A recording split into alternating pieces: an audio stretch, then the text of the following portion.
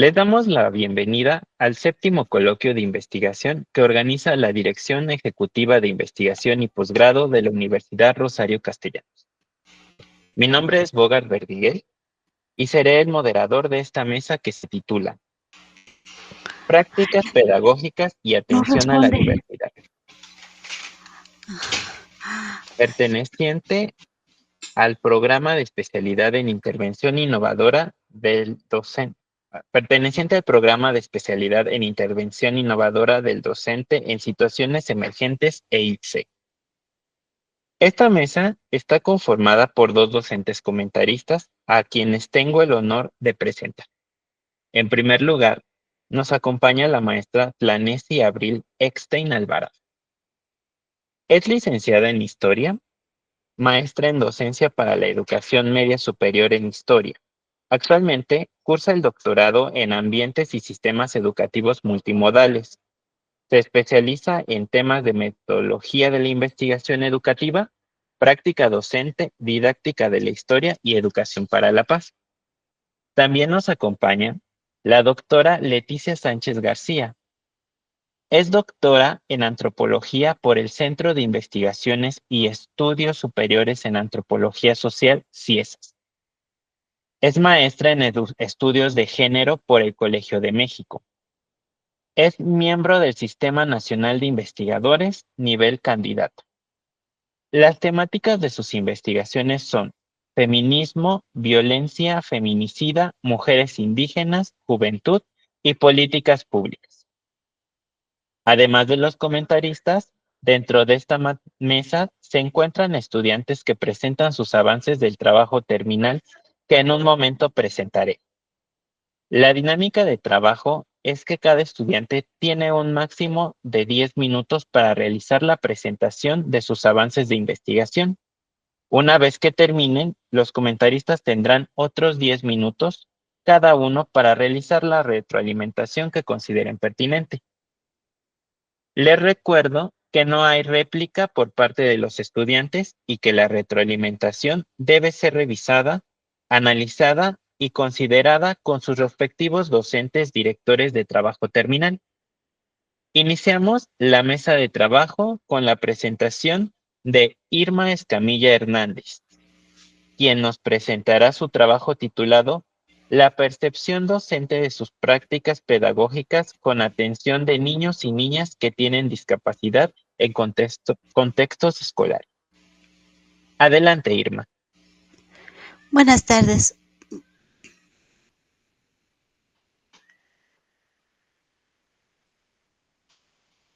¿Se ve mi pantalla? Sí, Sí, se se ve, ve la buenas tardes. presentación. Buenas tardes. Mi nombre es Irma Escamilla Hernández. Curso la especialidad en intervención innovadora del docente en situaciones emergentes.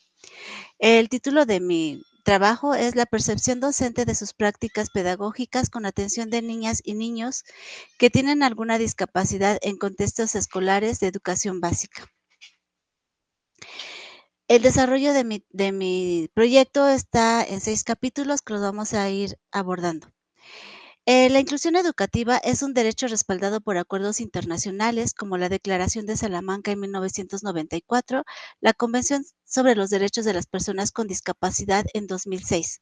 Sin embargo, su implementación en México representa todavía o enfrenta barreras significativas que afectan a la calidad educativa de los estudiantes con discapacidad en las aulas regulares, destacando la necesidad de estrategias innovadoras y accesibles para promover prácticas inclusivas.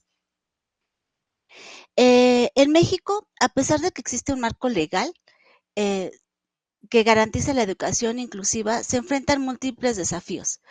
Los docentes a lo largo del desarrollo de este proyecto nos mencionan que hay una falta de formación continua. Los docentes carecen de herramientas pedagógicas específicas para atender la diversidad de las aulas, específicamente con estudiantes con discapacidad. Existe escasez de recursos, la infraestructura y los materiales adaptados mencionan que son insuficientes.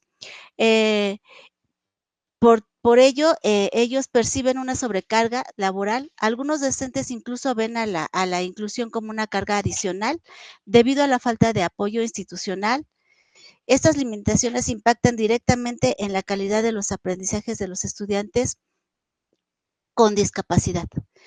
El objetivo del desarrollo de este tema es comprender cómo perciben los docentes su práctica pedagógica, la inclusión, los obstáculos que enfrentan y cómo estos afectan la calidad educativa.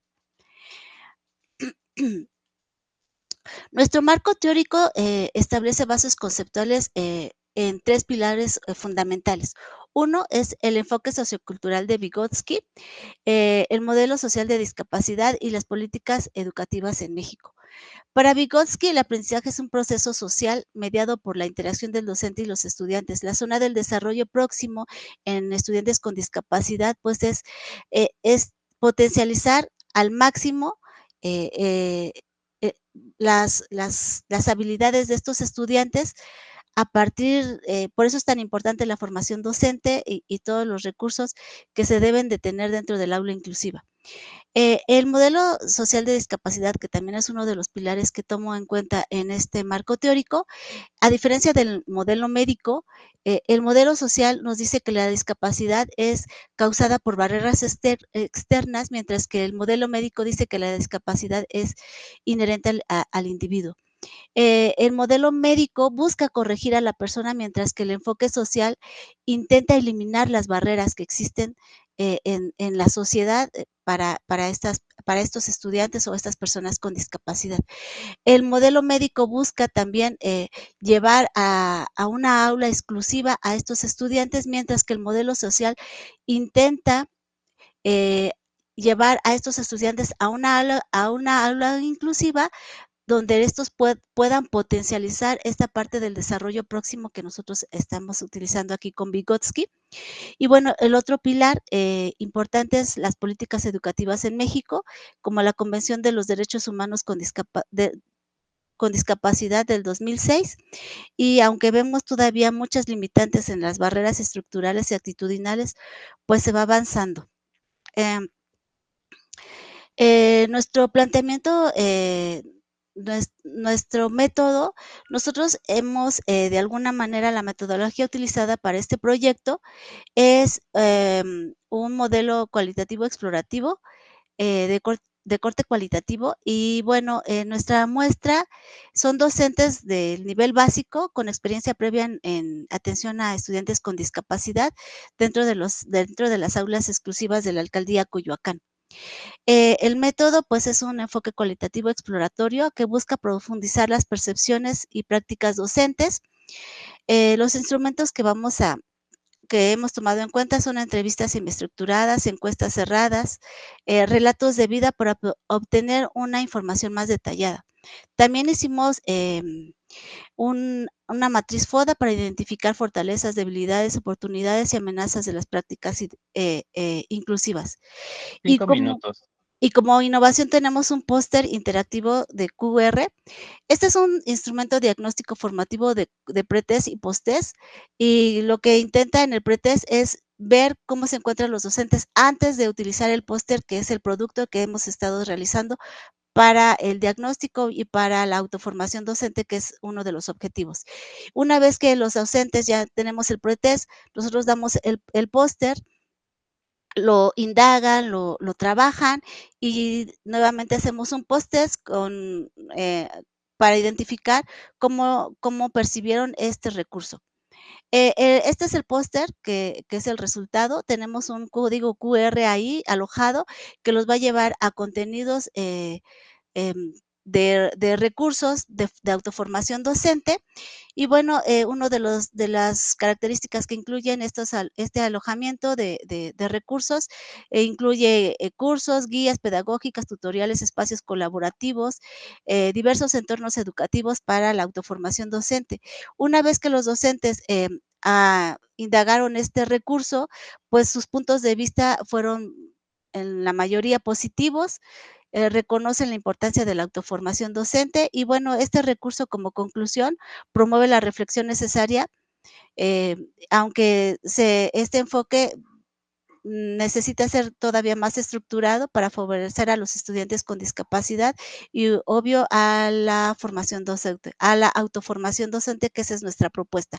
Tenemos un 80% de respuestas positivas en el desarrollo de esta propuesta y 20% negativas. Los principales desafíos mencionados por los entes fue la falta de tiempo por esta sobrecarga de trabajo y, bueno, piden ejemplos más prácticos.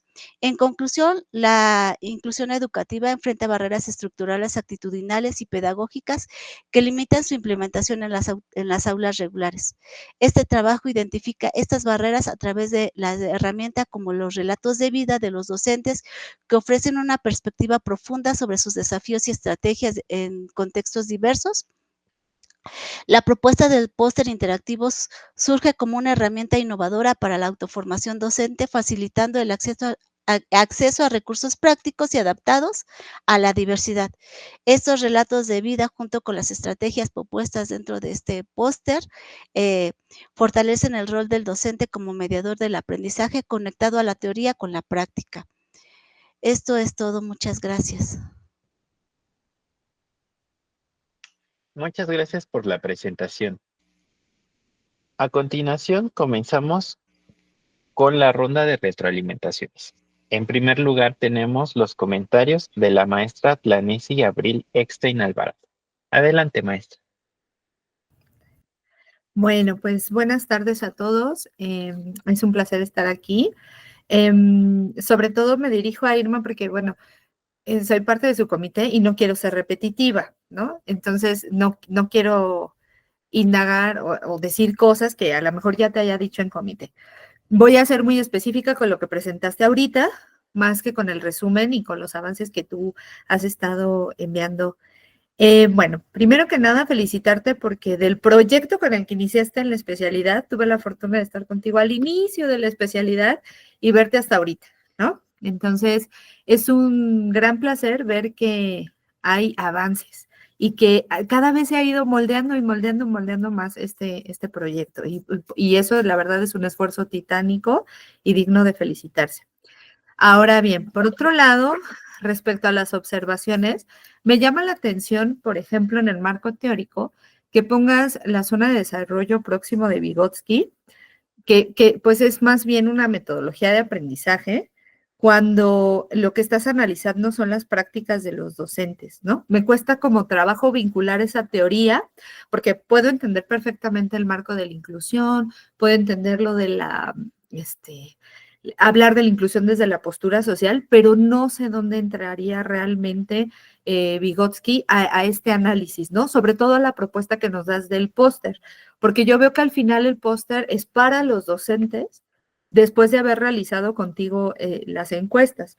Entonces, no sé si a lo mejor estás pretendiendo vincular la propuesta de Vygotsky como diciendo, bueno, esto es lo que saben los docentes y de ahí vamos a partir para generar una estrategia y que ellos lleguen a esa zona, ¿no?, de desarrollo próximo a partir de las herramientas que les brinde el póster. Creo que a lo mejor eso es importante que lo hagas explícito en tus conclusiones. Finalmente, si tu marco teórico es el hilo conductor que va a ir ordenando toda tu propuesta, sí creo que es importante que en las conclusiones se diga, bueno, finalmente el desarrollo próximo lo vimos en esto y en esto a partir del póster, ¿no? Porque me cuesta trabajo como vincularlo.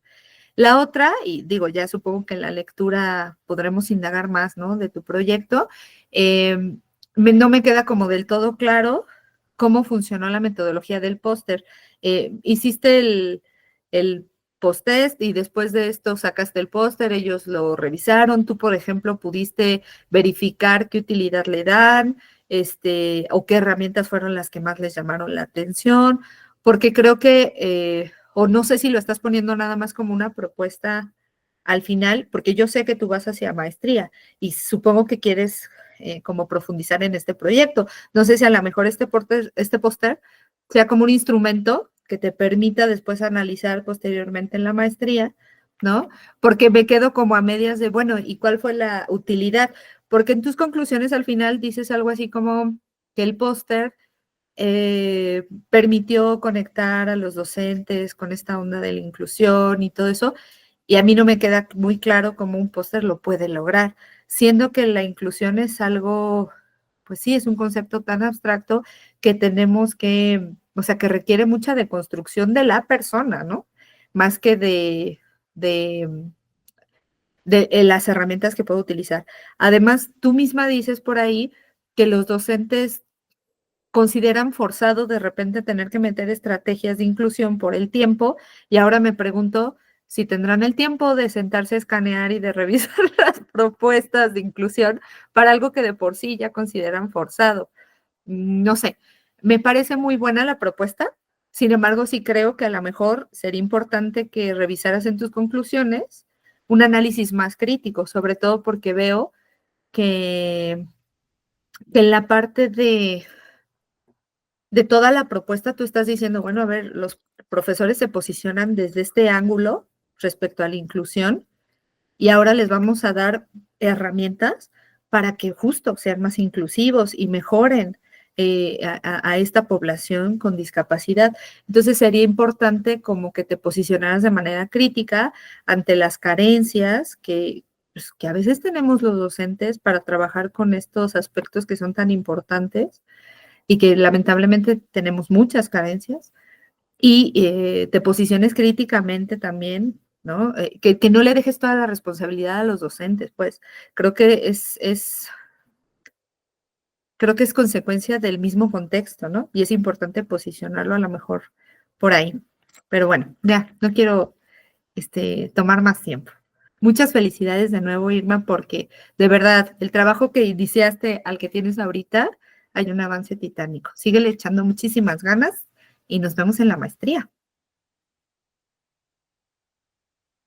Muchas gracias por sus comentarios, maestra. Continuamos con la participación de la doctora Leticia Sánchez García. Adelante, doctora. Hola, pues muchas gracias por darme la oportunidad de leerte y comentarte, Irma.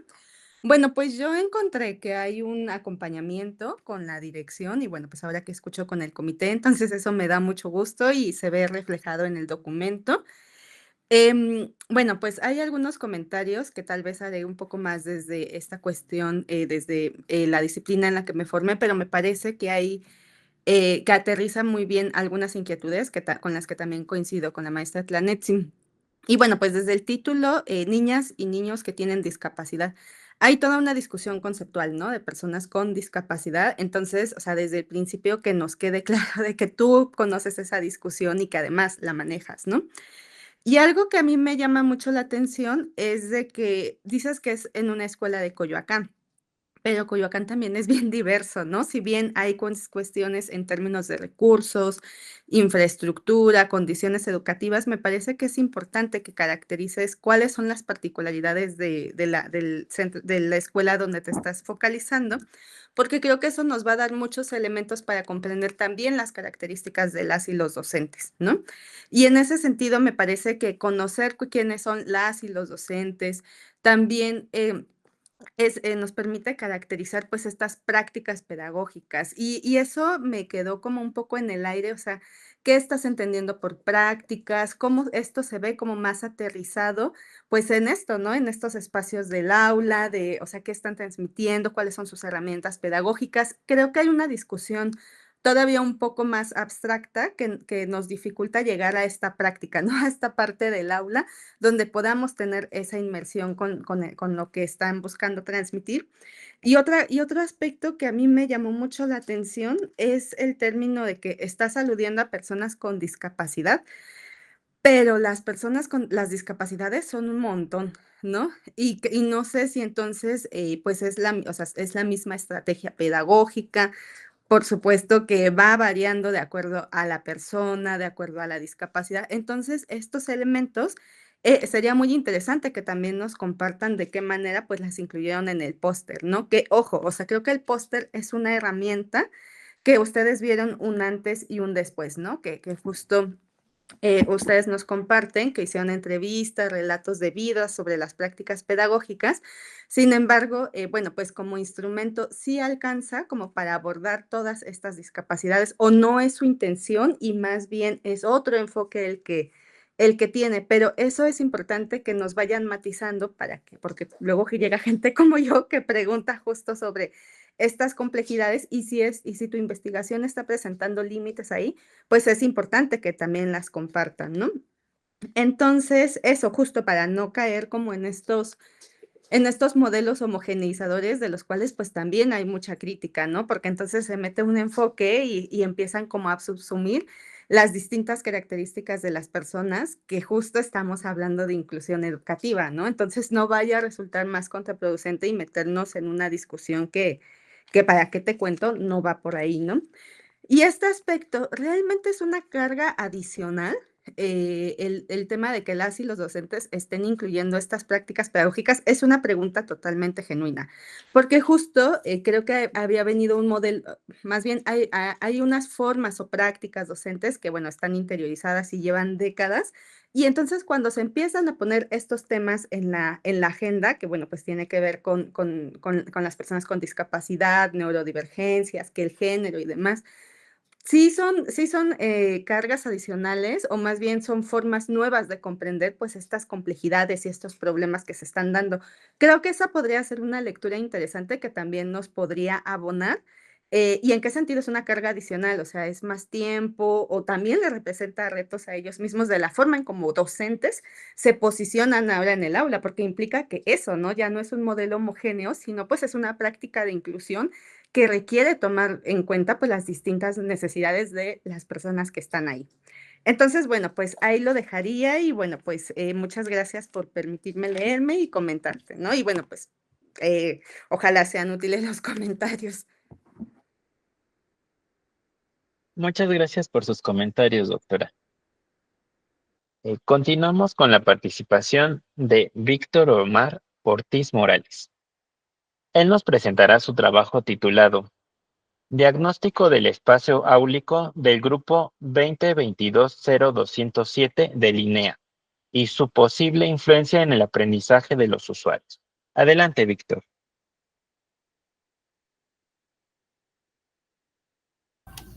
Sí, muy buenas tardes, docentes y compañeros. Si me permiten, voy a compartir con ustedes la presentación.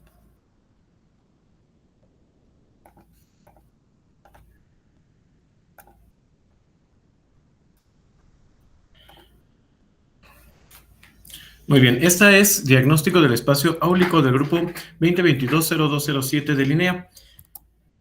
El entorno áulico como tal es crucial en el proceso educativo, ya que este tiene mucha influencia en la forma en la que pues, los estudiantes se certifican, especialmente hablando del contexto de Linea.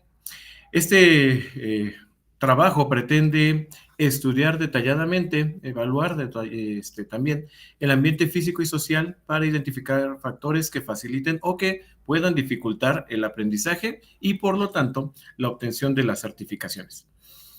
La investigación estará basada en una metodología mixta, ya que se utilizarán observaciones directas, entrevistas y cuestionarios, pero también pues, con datos cualitativos y cuantitativos. Poniéndonos un poquito en contexto de Linea, este es, como todos sabemos, un instituto para la educación de los adultos. Fue creado en el 81 y es descentralizado. Tiene tres formas para pues, poder certificar a los alumnos, la cual es el Modelo de Educación para la Vida, o MEP, que es mediante evaluaciones, certificaciones y apoyo de voluntarios que fungen como asesores. El PEC, que es el Programa Especial de Certificación, que este es una sola evaluación, sin el apoyo de ningún tipo de asesor, sin ningún tipo de guía, más que solamente, pues, por sí mismo, su propio esfuerzo. Y la plataforma Aprende INEA. Esto es similar al modelo MEF, sin embargo, completamente en línea. En la Ciudad de México hay 8 coordinaciones de zona que atienden a las 16 alcaldías. Cada una de estas coordinaciones de zona está formada por grupos o círculos de estudio. En la Ciudad de México hay varios de este tipo de grupos que normalmente son auspiciados por otras instancias de gobierno, ya que no tienen como tal locales o aulas propias. El proyecto de investigación está centrado en el grupo 2022-0207, que a la fecha cuenta con 15 educandos, 9 que son para secundaria, 6 para primaria, y cuyas edades varían entre 18 y 58 años. El problema que detectamos o que queremos abordar en este trabajo es de que, bueno, en toda América Latina, pues la educación básica presenta deficiencias en cuanto a infraestructura en las aulas. En México, también las escuelas carecen de servicios esenciales en varias ubicaciones. Ahora bien, el problema radica en que el INEA, como no tiene aulas propias o algún tipo de recinto propio, los lugares que utiliza como aulas son prestados por otras instituciones, ya que puede ser como centros DIF o lugares de centros sociales, que normalmente no están habilitados con el mobiliario adecuado, no cuentan con la exclusividad para el espacio, ya que se tiene que compartir a veces con otras actividades o con otros, otros lugares que dificultan la exclusividad para este espacio. Por ello es fundamental investigar y documentar que las condiciones en las que se llevan a cabo sean adecuadas para el aprendizaje. Este estudio tiene como objetivo general diagnosticar si los elementos del espacio áulico influyen en el aprendizaje del grupo de estudio, para con esto desarrollar propuestas de mejora en la calidad del aprendizaje. Nuestros objetivos específicos son identificar las características de los espacios áulicos adecuados para el aprendizaje, demostrar la relación entre la evaluación del aprendizaje y certificación, diagnosticar mediante cuestionarios a alumnos y docentes las condiciones del espacio áulico que influyen en el aprendizaje y certificación, y analizar los resultados de diagnóstico para entender cómo los elementos del espacio áulico afectan la cantidad de certificaciones. Este es un buen momento para mencionar que este trabajo solamente será como diagnóstico, ya que esperamos en la maestría crear el modelo de intervención que nos ayudará realmente a entender y a proponer estrategias ya que podamos encontrar mediante el diagnóstico actual. La justificación de este trabajo es de que se cree que las condiciones desfavorables de los ambientes de estudio impactan negativamente en el proceso de enseñanza y aprendizaje. Por ello es crucial mejorar el rendimiento académico. Para mejorar el rendimiento académico, se necesita un entorno positivo y bien estructurado. Esto puede aumentar la motivación y compromiso de los estudiantes. Además, para fomentar el desarrollo integral del estudiante, notamos que un entorno inclusivo y estimulante contribuye al desarrollo social y emocional, según investigaciones como las de Valiente Barroso.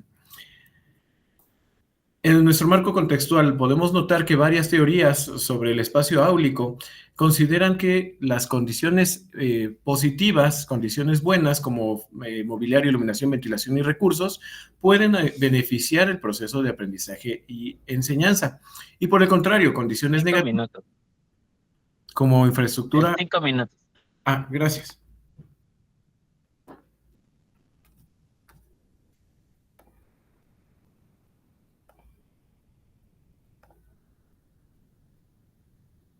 Todavía tienen 5 minutos. Todavía tenían 5 minutos, Víctor. Perdón, es que no le escuché. Sí, todavía tienes 5 minutos. Puedes continuar. Ok. No. Ay, ya cerré. Son los nervios, no te preocupes. Sí, No te preocupes. Es que no Tranquilo. escuché, perdóneme. Sí, no. Sí, no te preocupes, continúa.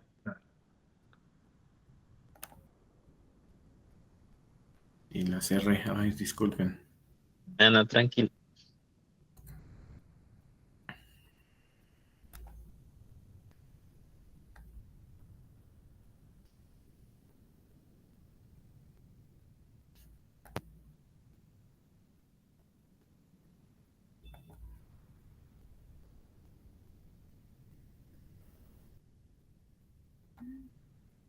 Muy bien, como estábamos comentando, hay teorías que dicen que condiciones favorables benefician, condiciones desfavorables perjudican.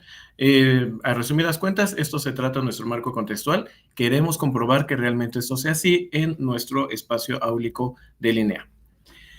Para el diseño metodológico hemos elegido que será mixto, como se mencionó, se combinarán métodos cualitativos y cuantitativos para tener una comprensión completa, ya que esto nos permitirá analizar tanto aspectos numéricos como las percepciones y experiencias de los participantes, ya que se basará tanto en estadística como también en calidad o cualidad de la percepción que tengan los estudiantes. Se utilizará un diseño de estudio de caso, ya que este nos ayudará a comprender todos los detalles y al ser pues un grupo en el que estamos nosotros prestando servicio como asesor, pues estamos al pendiente y somos observadores participantes. La población de muestra estará compuesta por todos los usuarios inscritos, ya que se trata pues de realmente pocos. Estamos hablando de 15 estudiantes, como ya se mencionó, 6 para secundaria y 4 para primaria, y con edades diversas. Asimismo, también sus antecedentes de educación, de habilidades y de experiencia son muy diversos. La recolección de datos para este estudio serán entrevistas semiestructuradas, ya que pues, recogeremos la información directamente de los estudiantes. Se utilizará observaciones directas porque, como ya se mencionó, uno al ser asesor de este grupo pues puede captar más detalles y llevar un diario de registro para ello. Y además se utilizarán cuestionarios que combinarán el uso de preguntas cerradas, pero también en escalas de Likert para que nos podamos recolectar los datos cuantitativos sobre la satisfacción del ambiente. En el procedimiento, estas entrevistas, observaciones y cuestionarios se piensa realizar durante 2 meses para poder recoger los datos exactos sin la presión de que los alumnos se sientan comprometidos en la certificación, asegurándoles de que esto no les va a afectar en ninguna forma, sino que se trata de un estudio solamente. Vamos a tratar de asegurar la confidencialidad y el anonimato, ya que los nombres de los estudiantes se guardan por respeto y se firmará un acuerdo de confidencialidad. En cuanto a las limitaciones, este estudio referenta de que es un tamaño reducida de muestra y por lo tanto puede haber posibles sesgos en las respuestas. Esto se considerará al análisis cuando se obtengan los resultados y se mencionará en las conclusiones. Esta metodología permitirá una evaluación completa en el entorno áulico y su impacto en la certificación de los usuarios de Linea. Como ya se mencionó, ahorita solamente nos enfocaremos en el diagnóstico de si es que hay alguna relación entre el espacio áulico en donde los estudiantes toman sus clases y su aprendizaje y certificación. Con esta base podemos esperar o esperamos que en los estudios de maestría poder formular un modelo de intervención para entonces proponer, valga la redundancia, propuestas para que se pueda lograr un mejor aprendizaje ya interviniendo como tal con los conocimientos que se puedan obtener en la maestría. Por mi parte sería todo. Muchísimas gracias. Muchas gracias por la presentación. Continuamos con la ronda de retroalimentación. En primer lugar, tenemos la participación de la maestra Tlanesi Abril Eckstein Alvarado. Adelante, maestra. No sé si sea posible que empiece la doctora Leticia, porque soy de DT de Víctor, entonces me gustaría escuchar primero a la doctora Leticia y luego ya yo le digo a Víctor. Ok, entonces, continuamos con la participación de la doctora Leticia Sánchez García. Adelante, doctora. Bueno, muy bien, muchas gracias. Bueno, pues yo veo un trabajo igual, o sea, me dio mucho gusto encontrar como en los 3 escritos, pues que hay cierta armonía entre objetivos, contenidos que plantean, se ve que hay un trabajo con sus direcciones, entonces, bueno, eso es algo que reconozco mucho. Respecto a lo que comentas, bueno, pues en ese sentido, bueno, pues me parece que está muy bien estructurado, ¿no? Respecto a la introducción, el procedimiento, consideraciones éticas, tiene lo que necesita tener un proyecto de investigación. Lo único que a mí me hace ruido un poco es que en términos del diagnóstico y que parece, bueno, o sea, más bien esta cuestión de las aulas que influyen en el aprendizaje, me hubiera gustado también un poco más escuchar, bueno, pues a qué te estás refiriendo con estos aspectos de aprendizaje, el impacto en la certificación, creo que ahí podría sumarse las características del estudiantado, ¿no? Porque la cuestión del aspecto áulico es un elemento de otros tantos que influyen en el aprendizaje, de otros tantos que influyen en que lleguen a la certificación.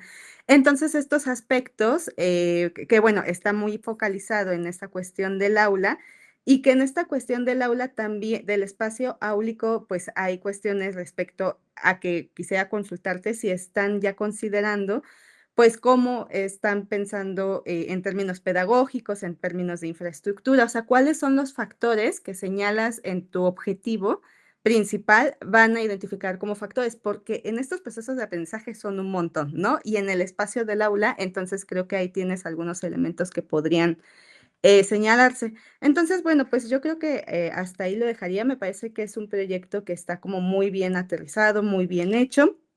Sí, creo que eso lo dejaría hasta ahí.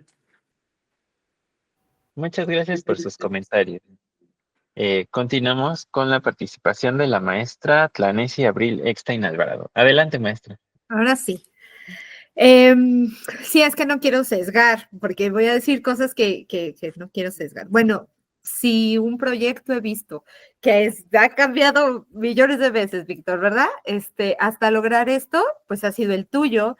Y la verdad, me siento muy contenta de ser parte de tu comité, de ser tu DDT, porque de verdad te he visto sufrirlas de caer, te he visto querer renunciar, te he visto muy motivado y pues has logrado esto, ¿no? Entonces, antes que nada es felicitarte, porque de verdad qué esfuerzo tan titánico, lo estás haciendo muy bien y yo veo que ya hay un proyecto ahí que está calentándose muy bien ¿cómo se llama? En la estufita para irse a esa maestría que ahora deseas como siguiente meta. Respecto a las observaciones, ahora sí, para ser precisa, yo sí creo, un poquito como la doctora Leticia, que nos hace falta indagar en el marco teórico para definir qué aspectos específicos del aula. Tú, por ejemplo, en tu protocolo, ahora sí que yo que lo conozco un poquito más, sé que hiciste encuestas sobre específicamente la luz, el tipo de escritorios, el espacio, pero nos hace falta que nos ayudes a entender, ¿no? A los que leemos tu trabajo o a los que te escuchamos dentro de la exposición, cómo, por ejemplo, la ergonomía afecta al aprendizaje y que te posiciones específicamente hacia un estilo de aprendizaje o al aprendizaje de qué, porque por supuesto que no es lo mismo el mobiliario para aprender a dibujar, ¿no? Que un mobiliario, por ejemplo, para trabajar cuestiones de matemáticas o cuestiones de español o incluso los recursos didácticos, que los tomes en cuenta, ¿no? Los recursos, por ejemplo, los provee el docente. Si tú mismo dices que no hay un lugar fijo, ¿cómo se proveen de estos recursos que requiere el estudiante?